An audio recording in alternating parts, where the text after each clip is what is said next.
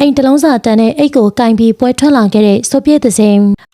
ပရိသတ်ကြီးတို့စဉ်းစားကြည့်ဘူးလားလူတယောက်ကအိမ်တလုံးစာလောက်တန်ဖိုးရှိတဲ့ပစ္စည်းတစ်ခုကိုလက်ထဲမှာပေါ့ပေါ့ပါပါကင်ထားတယ်ဆိုရင်အဲ့ဒီမြင်ကွင်းကဘလောက်တောင်အရှိန်ဝါကြီးမလိုက်မလဲဒါကစိတ်ကူးရင်နေတာမဟုတ်ပါဘူးရှင်တကယ်လက်တွေ့မှာဖြစ်ပျက်ခဲ့တာပါအဲ့ဒီလိုတန်ဖိုးကြီးလွန်းတဲ့ပစ္စည်းကိုကင်ဆောင်ပြလိုက်တဲ့သူကတော့အခြားသူမဟုတ်ပါဘူးနော်ပရိသတ်အချစ်တော်မင်းသမီးဆိုဗီယက်သစဉ်ပါပဲရှင်တစ်ချိန်တုန်းက fashion ဘိုင်းနဲ့ပတ်သက်ပြီးဝေဖန်ခံခဲ့ရမှုတဲ့ဆိုဗီယက်သစဉ်ကအခုချိန်မှာတော့သူ့ရဲ့အစဉ်တန်းဟာဘယ်သူမှလိုက်မမီနိုင်လောက်အောင်မြင်မာသွားခဲ့တာပါအထူးသဖြင့်မကြသေးခင်ကသူမကင်ဆောင်လာတဲ့အိတ်လေးတစ်လုံးရဲ့တန်ဖိုးကိုကြားလိုက်ရတဲ့သူတိုင်းကပါစက်အဟောင်းသားဖြစ်သွားကြရပါတယ်။ဘာကြောင့်လဲဆိုတော့အဲ့ဒီအိတ်သေးသေးလေးရဲ့တန်ဖိုးကတာမန်လူတယောက်နေထိုင်တဲ့အိမ်တစ်လုံးစာတန်ဖိုးနဲ့ညီမျှနေလို့ပါပဲ။ဒီနေ့မှာတော့အိမ်တစ်လုံးစာတန်တဲ့အိတ်ကိုကင်ပြီးပွဲထွက်လာတဲ့ဆိုဗီယက်သစဉ်ရဲ့အကြောင်းကိုအသေးစိတ်ပြပြပေးသွားမှာပါ။ဆိုဗီယက်သစဉ်လို့ပြောလိုက်တာနဲ့အရင်တုန်းကပုံရိပ်ဟောင်းတချို့ကိုပြည်သက်တွေမှတ်မိကြအောင်ပါပါ။အနည်းပညာလောကရဲ့စောင့်ဝင်ကားစားနာမည်ကြီးကားစားအချိန်တွေတုန်းကဆိုဗီယက်သစဉ်ရဲ့ဝတ်စားစည်ရမှုတွေကပြည်သက်တချို့အားမလို့အားများဖြစ်ခဲ့ကြတယ်။ fashion ကွမ်းတွေ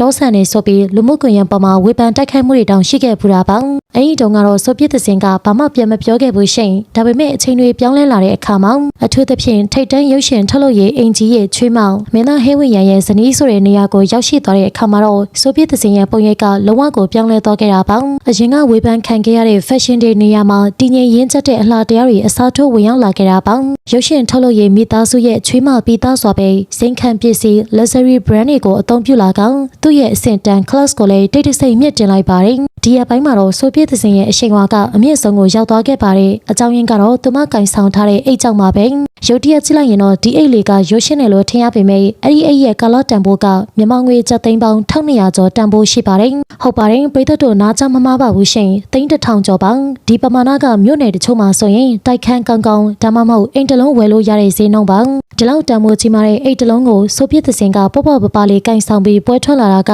သူ့ရဲ့ကြွယ်ဝမှုနဲ့လက်ရှိအဆင့်တန်းကိုစကလုံးတွေနဲ့ပြောစရာမလိုအောင်တတ်သိပြလိုက်တာပါပဲပြည်သက်တွေကလည်းချမ်းသာတဲ့အိမ်ကချွေးမဆိုတာဒါမျိုးကိုခေါ်တာပဲလို့ပြောစမှတ်ပြုနေကြသလိုဝေဖန်သူတွေကလည်းဒီအိတ်ရဲ့တန်ဖိုးကိုကြားပြီးအံ့ဩမြင့်သက်သွားကြရပါတယ်တကယ်တော့ဒါဟာဆိုဗီယက်သစဉ်ရဲ့ပါနတ်တဲ့လက်တုပ်ပြန်မှုတစ်ခုလို့လည်းပြောလို့ရတယ်ရှင်သူ့ကိုဝေဖန်ခဲ့ပူတဲ့သူတွေကိုစကနိုင်လူပြီးပြန်ရန်တွေ့နေတာမျိုးမလုပ်ဖဲသူ့ရဲ့တိုးတက်ပြောင်းလဲလာတဲ့ဘဝပုံစံနဲ့ပဲတတ်သိပြလိုက်တာပါငါ့ကို fashion ကွမ်းတယ်လို့ပြောခဲ့ကြတာမလားအခုငါကင်ထားတဲ့အိတ်ကိုကြည့်လိုက်ပါအောင်ဆိုပြီးတိတ်တဆိတ်မေးခွန်းထုတ်လိုက်တယ်လို့ပါပဲအိမ်ထောင်ကြပြီးတဲ့နောက်ပို့ပြီးလှလာတယ်ပို့ပြီးနုပြိုလာတယ်ပို့ပြီးတော့လေကြွယ်ဝလာတယ်ဟင်းဝရံရဲ့ချစ်စနီးလေးဖြစ်အေးချမ်းတဲ့မိသားစုဘဝလေးကိုပိုင်ဆိုင်ထားသလိုငွေရေးကြေးရေးပြည့်စုံမှုကလည်းသူမရဲ့ယုံကြည်မှုကိုပို့ပြီးတောက်ပစေခဲ့တာပါဒီကုန်းချုံအနေနဲ့ပြောရရင်တော့ဆိုဗီယက်သစဉ်ဟာအတိတ်ကဝေဖန်မှုတွေကိုအိမ်တစ်လုံးစာတန်ကြီးရှိတဲ့အိတ်တစ်လုံးနဲ့အကောင်းဆုံးခြေဖြတ်ပြလိုက်တာပါလူတယောက်ရဲ့တန်ဖိုးဆိုတာအပြောဆိုတာထက်လက်တွေ့နေထိုင်မှုဘဝပုံစံကပို့ပြီးစကားပြောရဲဆိုတာကိုဆိုဗီယက်ကသက်သေပြသွားခဲ့ပါတယ်